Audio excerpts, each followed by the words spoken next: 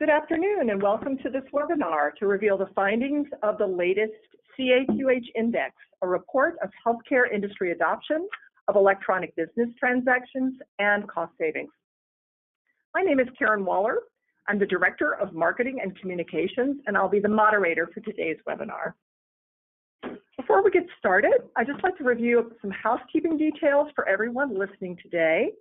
Today's session is being recorded. Tomorrow, you will receive an email that will contain a link to the on-demand webinar that you can share with others. Both the recorded webinar and the slide presentation is going to be posted tomorrow on our website. So we invite you to share it with your colleagues at that point. Your phones will be muted throughout the webinar today, so please submit all your questions online.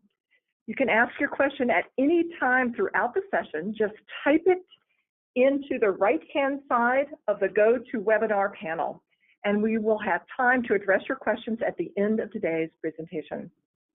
We also urge you to follow the conversation today on social media. We are live tweeting this webinar, so follow at CAQH for tweets around the hashtag CAQH Index and share your observations using the hashtag CAQH Index. Also, we ask you to invite your colleagues and others in the industry to download the index, and it's available on our website at www.caqhindex.org, and we have a link that you can share on Twitter and LinkedIn. So I invite you to do that as well. Now I'd like to introduce today's presenters. They are first Mr. Reed Kaiser, who is the Interim Director at CAQH Explorations and the lead researcher on this report. Next, Angela Fontes, PhD, who is the Director of the Behavioral and Economic Analysis and Decision-Making Practice at NORC at the University of Chicago. And also Susan Phillip, who is the Senior Healthcare Management Consultant at Milliman, Inc.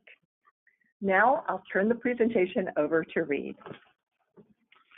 Thank you, Karen, and we're glad to be here today with our colleagues from NORC and Milliman and with you all on the line. Join us for this webinar. So before we begin, I'd just like to thank all of those that have been a part of these efforts from the staff here at CAQH, our research partners, Milliman and NORC, as well as the data contributors, and that includes those health plans, providers, and even vendors that have contributed data to the index.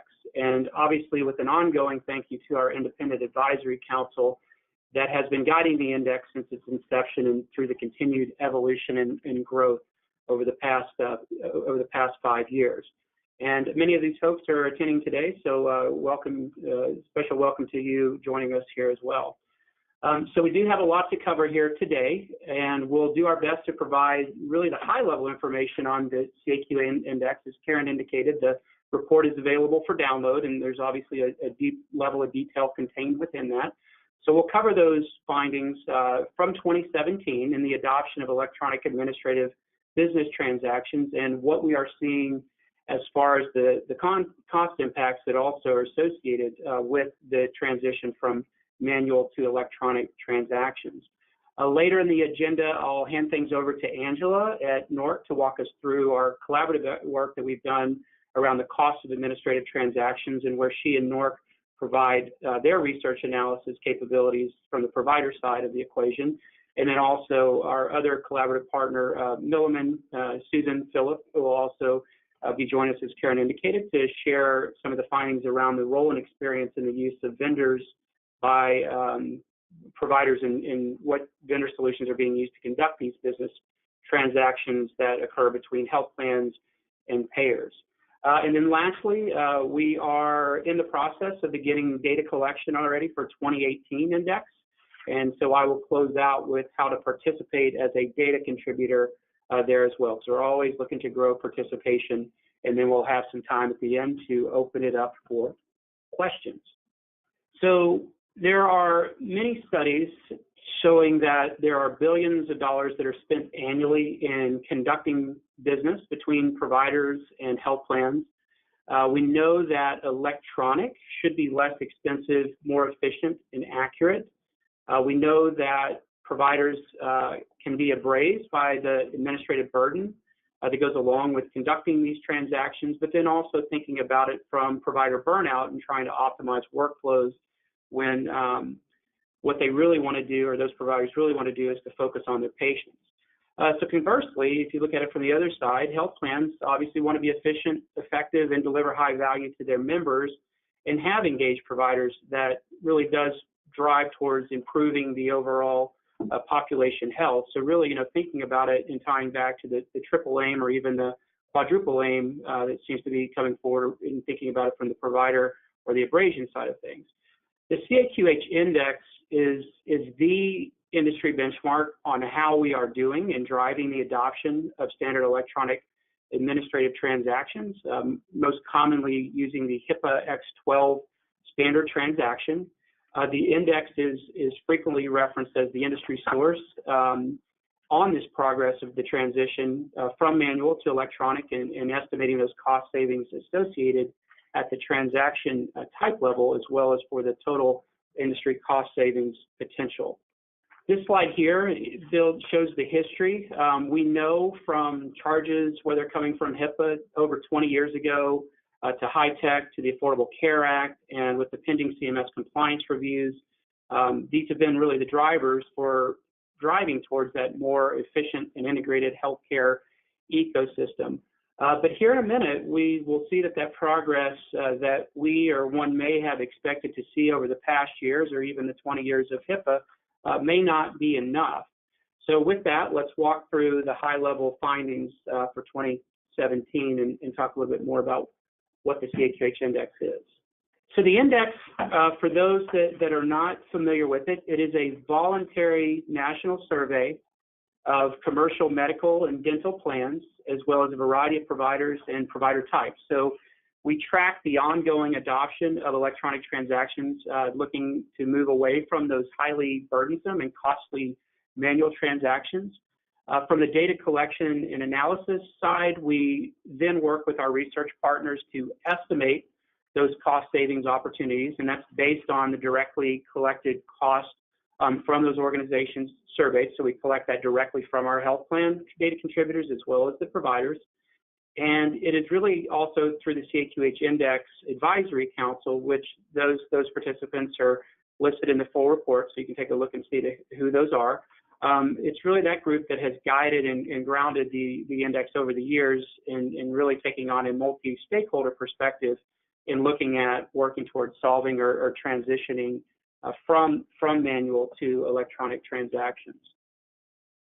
So why track progress? I think it might be fairly obvious, and it should be no mystery to most of us that why we're here today and why the index matters contextually.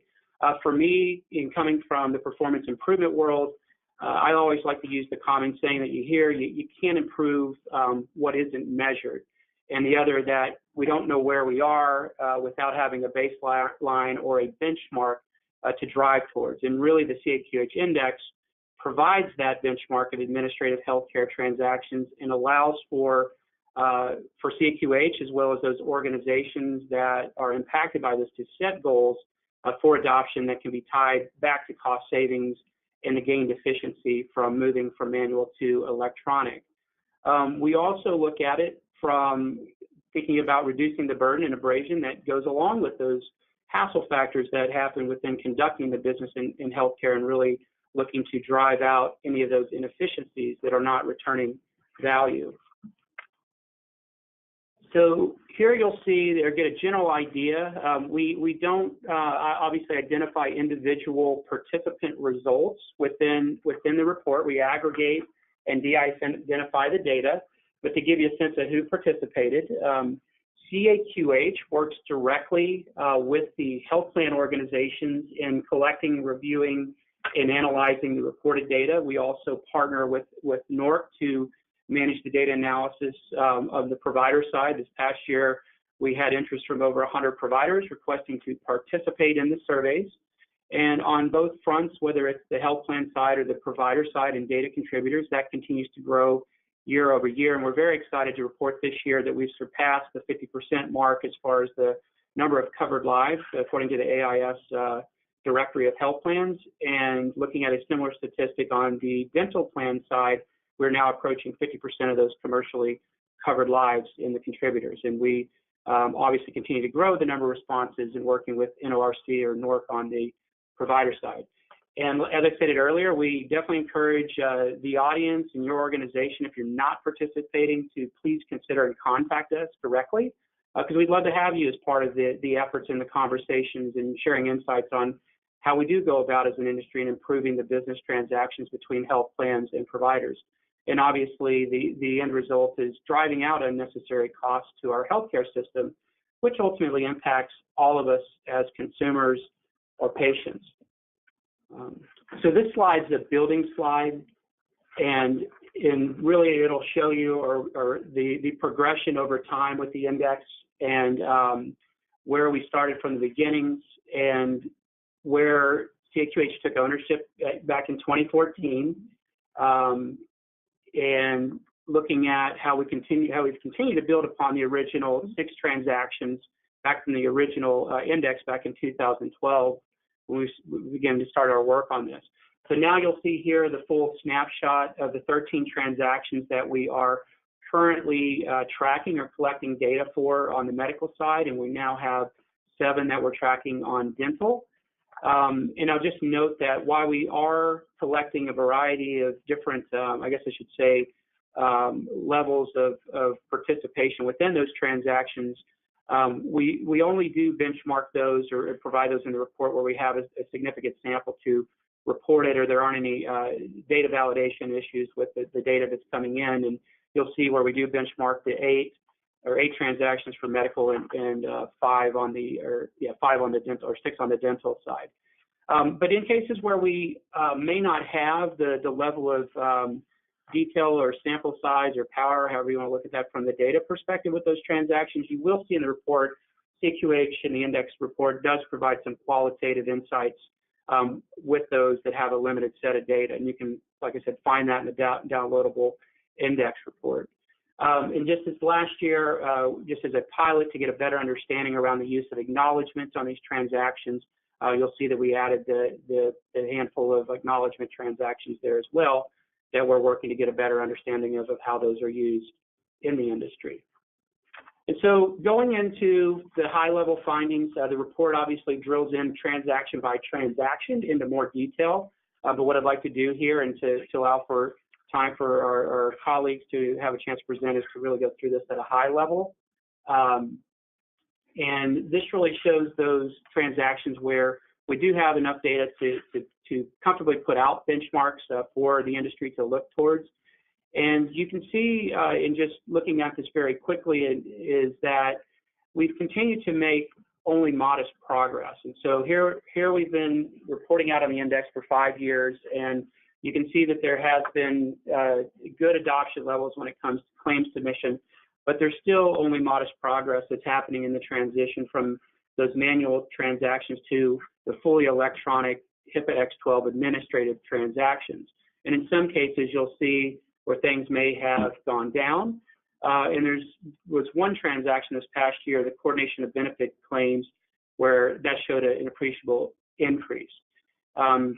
So these results here, even though we're looking at it as a year by year or a year over year comparison, in the report it actually does show the trend of the last 4 years. So what you're seeing here does reflect or extend some of that trend that we've reported in prior years, and looking at some of the mixed or only marginal gains in adoption that's occurred. Like I said, I'll say this again, we recommend that folks look at the detailed report for those detailed findings by transactions.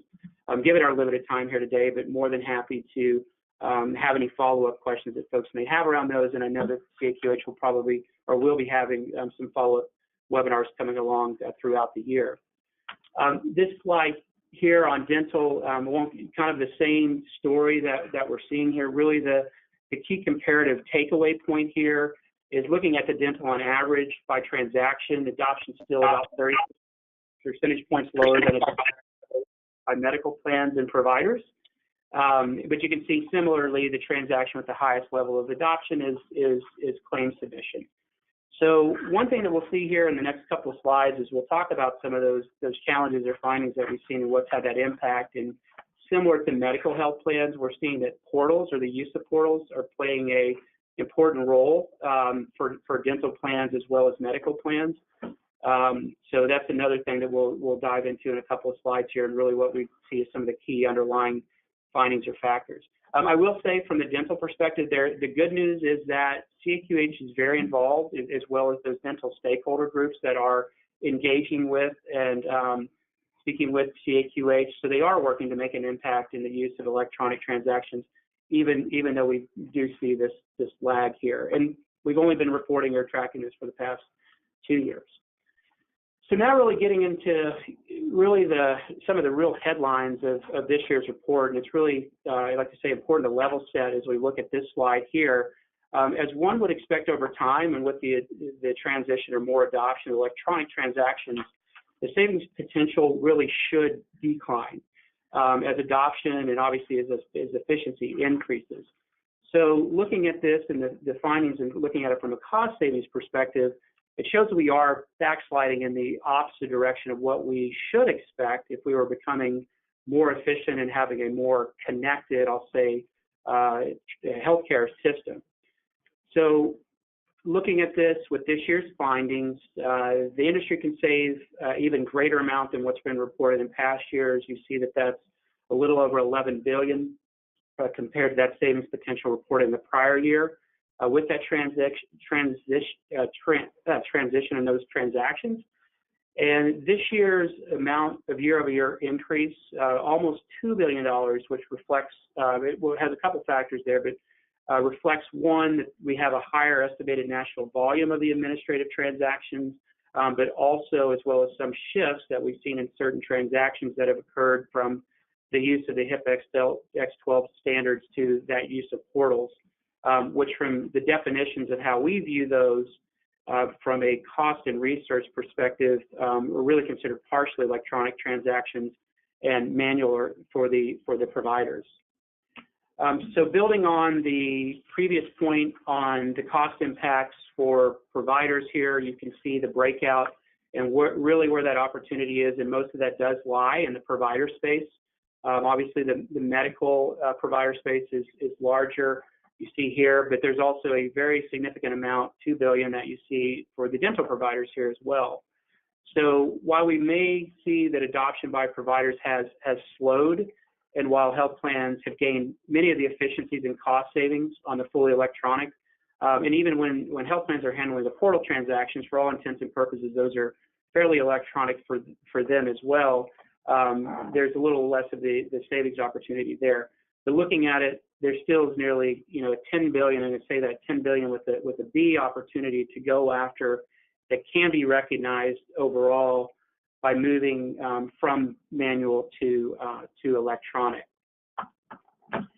So going into a little more detail around the reasons or increase in that industry savings potential, I want to mention that if you look at the administrative transactions overall, or we're seeing more administrative transactions overall. So that transaction volume growth, some of that can be explained through the increasing number of insured lives under the Affordable Care Act marketplace. And then some of this growth also has converged really with the rising use of different complex insurance products like high deductible health plans, as well as the availability of real-time information by these systems. By having fully electronic eligibility and benefit claim status transactions. So it's much easier to conduct or trigger those transactions, whether they're being fully used to get the information from that triggering, or if there's still the fallback and follow up with a phone call or another manual method that's there. So bottom line is that these transactions are being used in greater numbers. To the answer, really those questions that occur between the payer and provider on what's that patient financial responsibility, and thinking about it from the high deductible plans or for patients that are on the marketplace, but then also in checking in on the status of those claims, and we've seen that increase. Now, one other key point here is really looking at going back to the point on the automation or ability to do certain things like eligibility and claim status checks, and really that driving up a lot of the transactions per member. And you'll see this broken out in those transactions within the report, where it shows that the number of transactions for the electronic are obviously increasing, but we're not necessarily seeing the same level of decrease on the manual one. So this is something that's obviously a concern of interest. And it may be just a case where there's follow-up or it's an automatic generation of it, but the bottom line is that there's still the need to do the follow-up or manual phone calls for the provider, as well as the health plans having to service the customer support centers with that as well. So understanding the transaction classification and really thinking about it back to the point around portal usage and where we've seen a lot of that impact and change to the overall cost. The index collects transaction data by these types and methods or modalities. And the way that you see it broken out here and how we define fully electronic, partially electronic, and fully manual, this will give you an idea of those different modalities that are used and how those are grouped within our study and with those cost estimates. So if you look at it with the items that are circled here in red and carrying on from the mention of portals, we define these partially electronic transactions. The fully electronic is typically the HIPAA X12 standard that's there, but the partially electronic, it may be a lower resource cost for the health plan and having the online portals and having that conduit from the provider to the plan, but it still remains highly manual for those providers that are logging into multiple plan portals, then navigating through and then completing the data entry for it as well. So from a cost perspective and how we break this out in those national estimates, you can see where anything that's increasing on the portal side, and if it's pulling away from the HIPAA X12 transaction, that's going to lead to an increase in the costs that are associated on the provider side with that. So we've seen this for the second year now with portal usage, and it really is a key area of understanding that we're looking at and trying to better understand if it's a bridge or a barrier within the ecosystem. So CAQH is focusing on this, as well as the impacts with portal usage and some of these partially electronic transactions that seem to be continuing to grow. And continuing on, this will give you a better breakdown of those transactions that are using the portals. So the use of health plans portals, like I said, is driven sharply the increase in these partially electronic transactions. And in some cases, we've seen a decline in the fully electronic, the X12 transactions. So looking at remittance advice, you can see where portal use increased while adoption of the fully electronic transactions remained steady and fully manual decline. So that's somewhat of a half positive story that's there. And then if you look at prior authorization, however, portal use is increased in adoption of fully electronic transactions, or it may transactions decline, or the use of it, the manual has remained steady. So this one is obviously a concern when we're pulling away from the HIPAA X12 transaction and it's going over to portal, but we haven't impacted the reduction of manual or the highly cost transactions. So portal use may undermine the transition to fully electronic transactions, or it may ultimately serve as a bridge, as I stated in the earlier slide, to adoption of fully electronic transactions. So obviously there's more study and industry dialogue that's needed to really fully understand the administrative burdens or even the bridges that are there, and that the cost of the portal use, as well as its long-term effect on the transition from manual to fully electronic transactions. So lastly, for the section on really talking about the higher level results and thinking about it in the importance of the index or what value the index brings, is I like to look at it, from a performance measurement perspective or from a research and improvement perspective. It's a good thing to have variance. So variance is good, and I'll explain that here in a second. And it really is a good indicator that there is that opportunity for improvement. So where we do have high performers, or we do see there are high performers within pretty much all, except maybe some of the really, really lower performing transactions. So we know folks can excel, and there are potentially best practices that are there. But from a quality or performance improvement perspective, it does show that there's that opportunity to close the gap for those that are maybe having challenges or at the lower performing end. And really, the variance occurs in looking at it, from organization to organization. And then it also, you can see where variation occurs from transaction to transaction that's there. And then also we talked about the 30-point difference between dental and medical. So you also see this across the different sectors that are occurring there as well. So I just wanted to mention that variance and kind of talk about that while there is variance, that's not necessarily a bad thing. It can be a good thing in that knowing there's high performers and folks that we can get there, but knowing that there's still a lot of opportunity to grow and to gain. So with that, I'd like to check to see if Angela from NORC has been able to join, and I'd like to potentially hand it over to. Hi, is that you, Angela? I'm on, yes. Hi. Great to have you. I know we had a couple to get you in, but happy to have my esteemed colleague from NORC, Angela Contes, here, and wanted to hand it over to her to walk us through the cost of administrative transactions. And just as I stated earlier, and I'll be very clear here, she's going to be talking about these findings in general.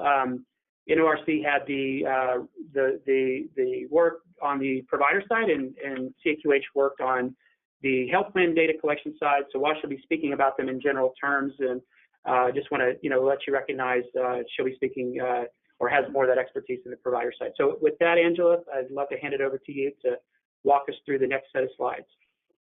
All right. Thanks so much, Reed. So we can go to the next slide here. So as Reed mentioned, data for the index come from two different sources. One is the health plans, and CAQH manages that data collection. And these come in as fully loaded direct costs for each transaction. And the data are collected as part of a larger data submission.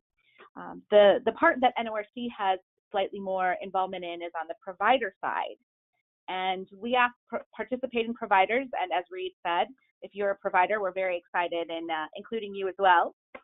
Providers complete a questionnaire, and then NORC researchers follow up and conduct an additional interview by telephone.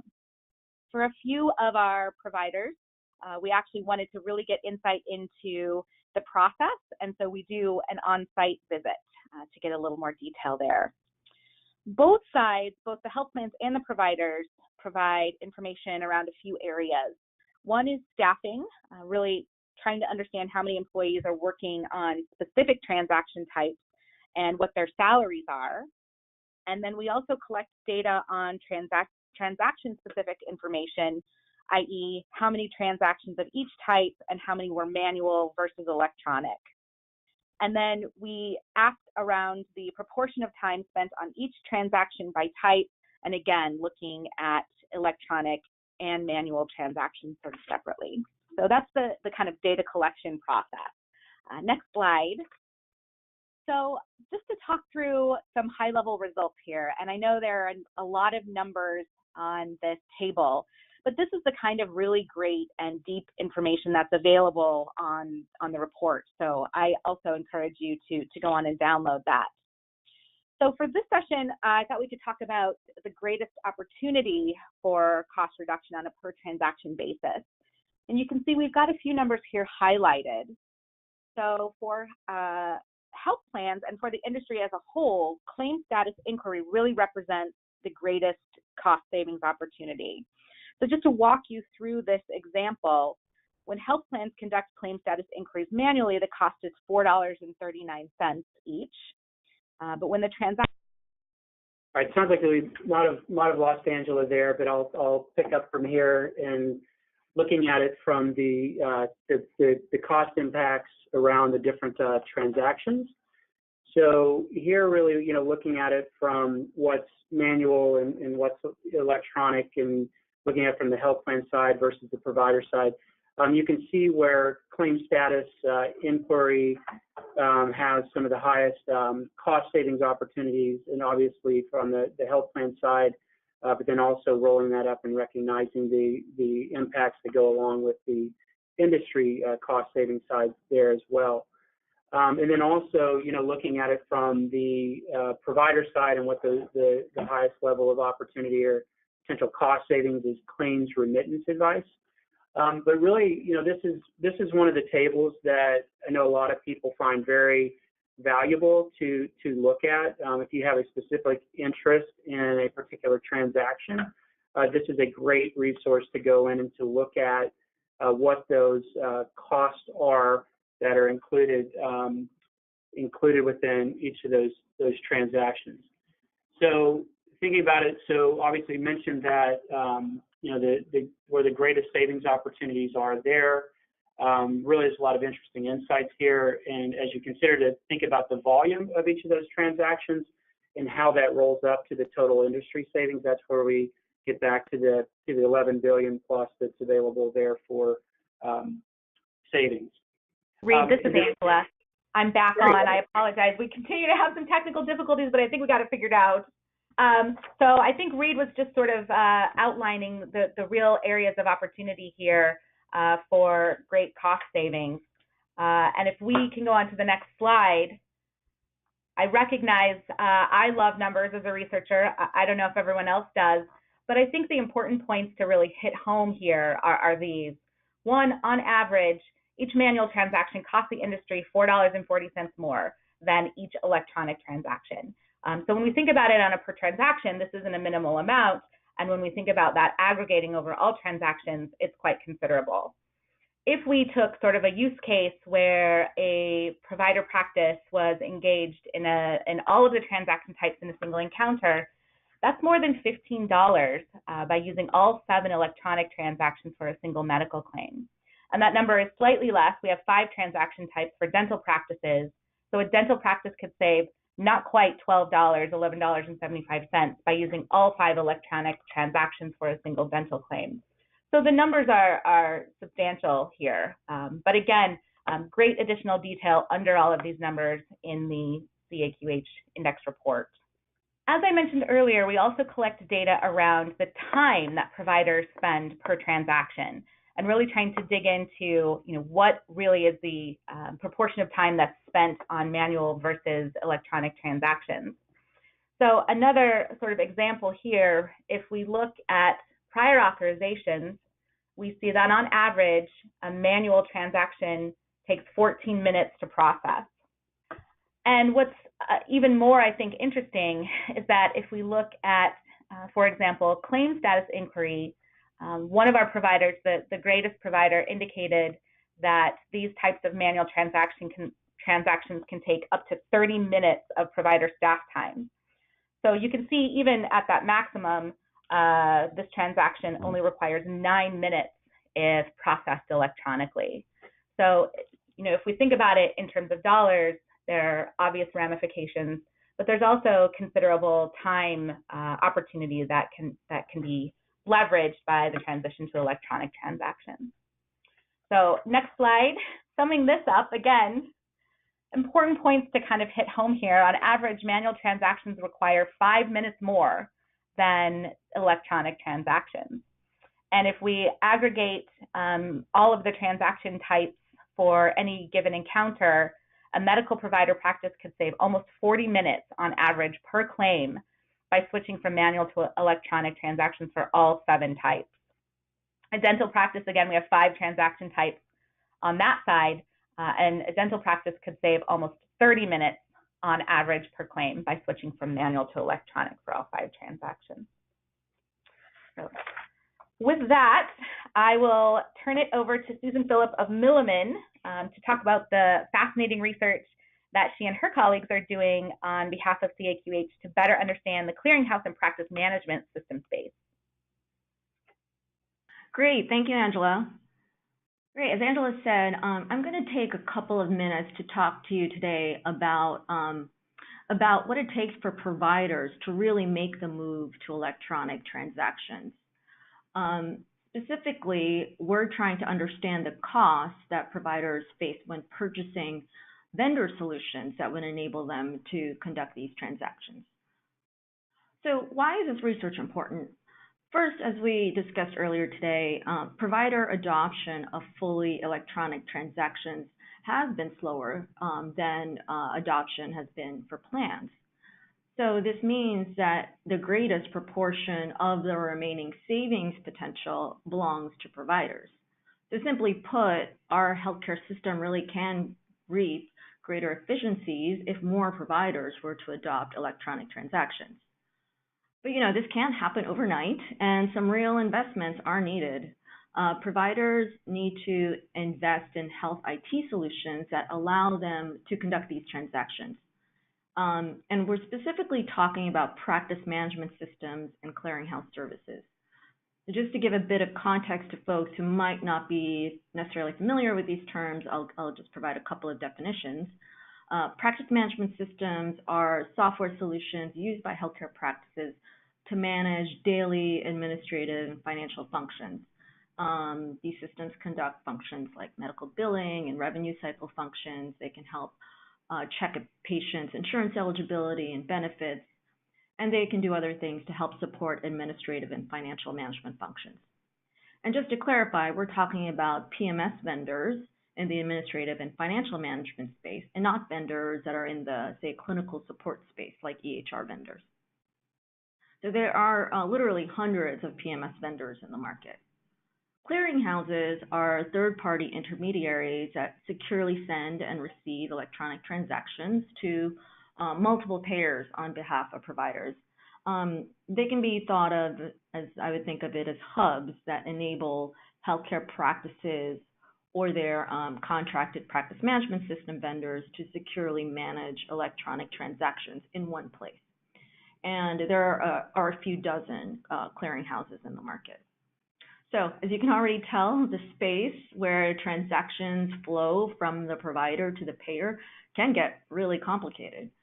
And we need to better understand the options available to providers as they shop for and implement solutions that enable fully electronic transactions.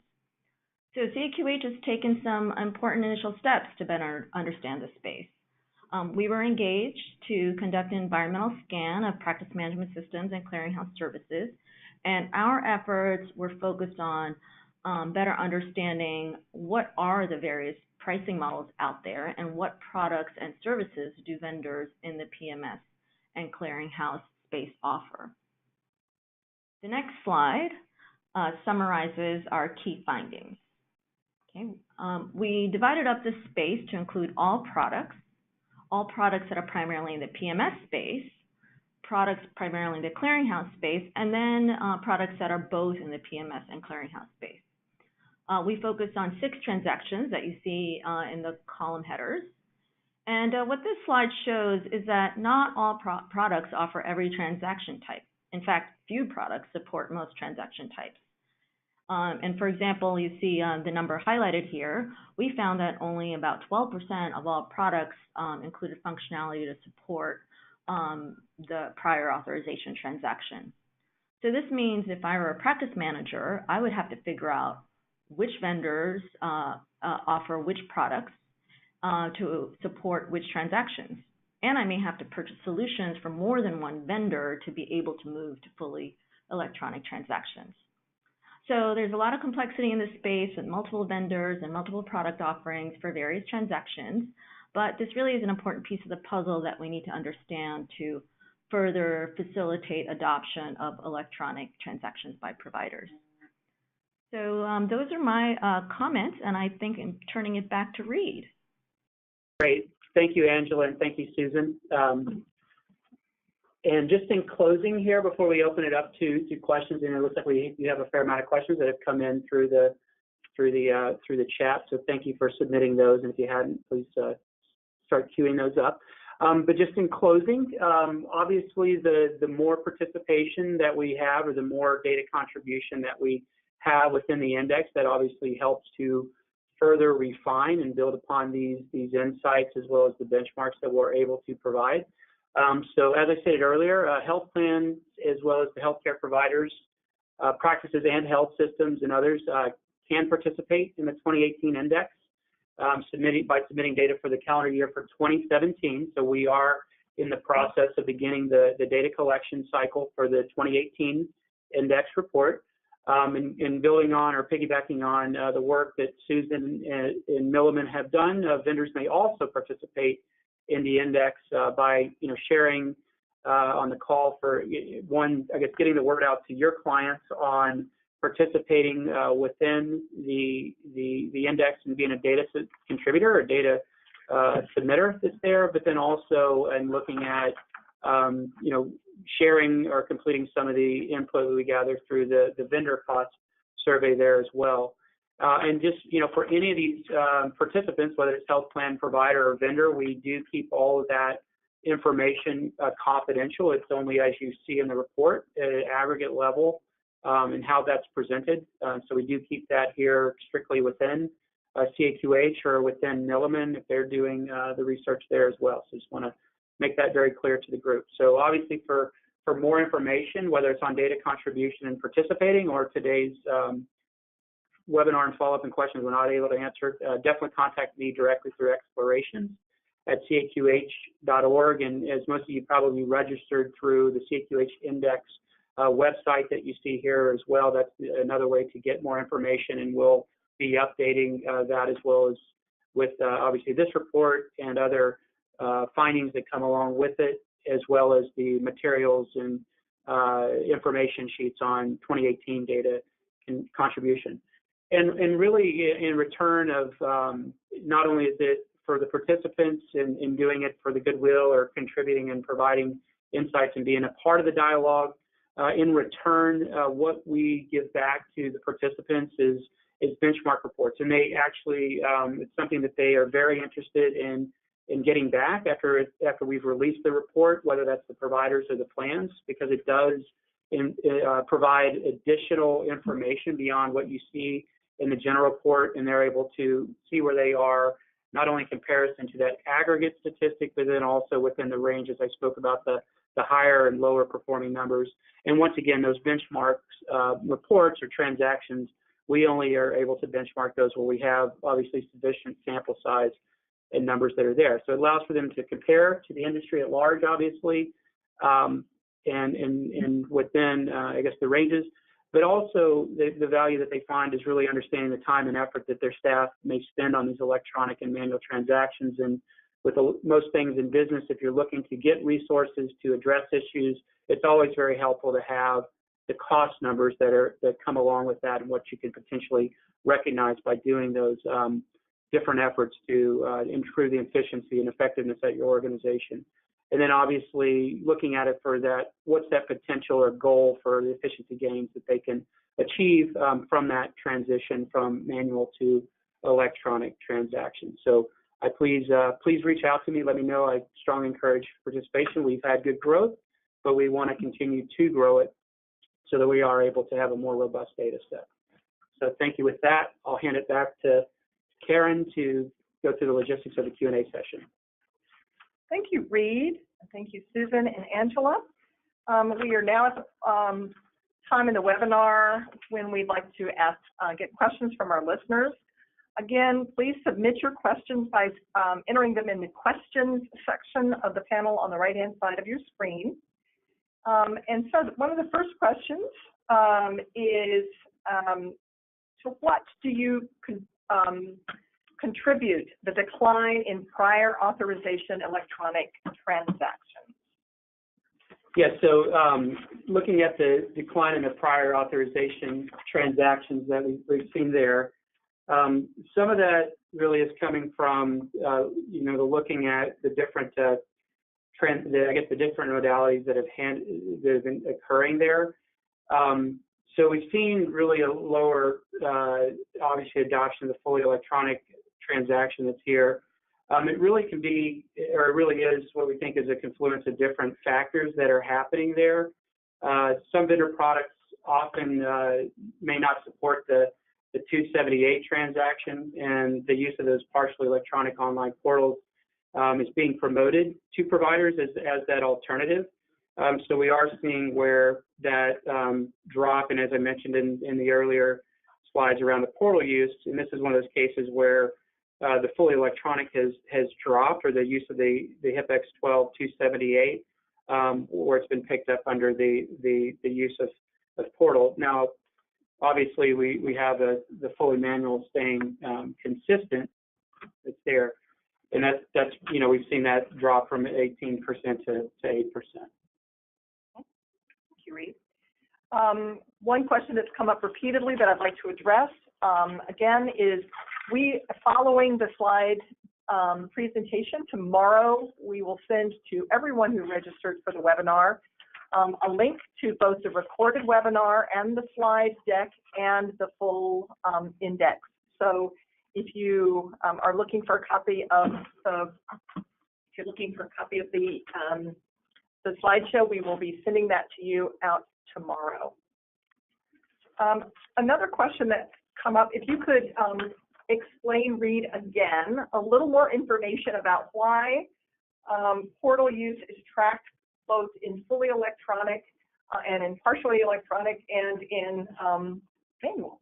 Right. Yeah. No. So it's a great question, and it's always interesting. And I know when Angela and the NORC team go out to the provider sites and talk about a fully electronic versus a manual one. So there is some differences here, and touched on it a little bit earlier in the slides. But portal use, we do hear where there are the providers. We hear that from some plans that providers are asking for more use or more functionality within the portals, and are starting to go in that direction to use the portals. And in some cases, providers do view that as electronic.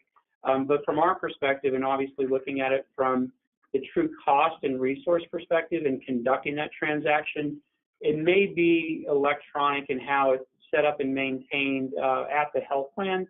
But once again, thinking about it from the provider or their office staff, and depending on if they're a large health system or a small practice, one provider, they may have a person that's dedicated to each health plan, so they're very familiar with that specific portal for that specific health plan, and that may be okay. But recognizing that you might have 12 people that are working across 12 different payers and literally having to log into each of those portals to conduct the transaction or to do the lookup. So we view that as manual because it does take that person power to go through and to log in, navigate, and submit the transaction.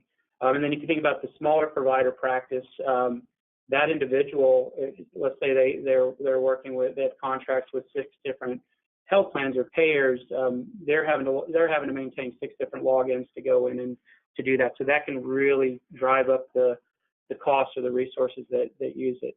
I'll kind of piggyback on that too with, I think, another question that we see here coming in the queue. And one thing to really, that I'll just kind of drive this home again, is that when we're measuring the costs that are associated with these transactions, we are really focused on the activities that are occurring to process the transaction. So there's other studies that are out there where you may see larger costs associated with the transactions. Those studies typically are including the time and resources it takes to prepare for that transaction, and then any follow-up that may happen after that. The index is really honing in on the effort levels or resources that are taking place to conduct the transaction, and that allows for the comparison that happens when you think about just transmitting the HIPX 12 transaction fully electronically there. Okay. This is a question for Angela. Are the units of measurement for all of the costs on a per plane basis? On a per plane basis. So we look at everything sort of per transaction. And then another question, does the savings opportunity for providers consider the fees charged by vendors who handle the transactions on behalf of providers? Yeah, so the costs are really derived by looking at the number of transactions and then the time and salaries of the staff processing those. And the estimates do not include any potential vendor costs. Thank you. This is for Reed. In the report, are there detailed costs for the dental market, the cost per transaction for dental as well as for medical? Yes, so great question, clarifying question there. So they are actually they use the same numbers. So when we are looking at it from the medical plan as well as the dental plan and collecting it, it is rolled together as one set for quote health plans. And then on the NORC survey side, there's a variety of different providers that are included there. And Angela, feel free to add or correct me if I'm misstating anything. But we have a variety of different provider types that are included on the provider side and those cost calculations there as well. So currently, to date, we group those all together so that we have a good, reasonable sample size to put behind those numbers. But like I said earlier, as we grow participation and have more, we'll be able to potentially segment those and provide specific within dental and within medical around the costs. Another question, you can ask Reed, but it may be Angela who answers, which is when we're talking about costs for attachments, do you also include such office costs as postage, paper, scanning, storage, all of those associated costs? Is that an Angela question? Yeah, I can answer that. We don't. So in terms of the way costs are for attachments and for all of the transaction types are calculated, it again is really looking at the number of transactions by type and then sort of looking at the staffing labor side, so the time required to process those transactions and the associated salaries that go along with those time estimates. So we don't include those sort of extra costs like postage or paper. Okay, thank you. Another question in terms of, Angela, I believe this is a question for you as well, is the cost. Do we do any breakdown in the index about the size of provider practices that we're looking at? For example, ones with a small number of providers or a larger number of providers, or are our numbers aggregated by median? So that's a great question. As Reed said, we really make an effort to try to get practices of varying sizes and types to get the truest possible picture of the cost estimates. And so we do have sort of large practices, mid-sized practices, smaller practices, and different specialties in the sample. But at this point, we report everything at the aggregate level. Where we're headed with the index is really growing our sample size to a point where we are comfortable in those estimates, reporting them either by practice size or type. But at this point, we generally report everything at the aggregate level. Okay. A question for Reed.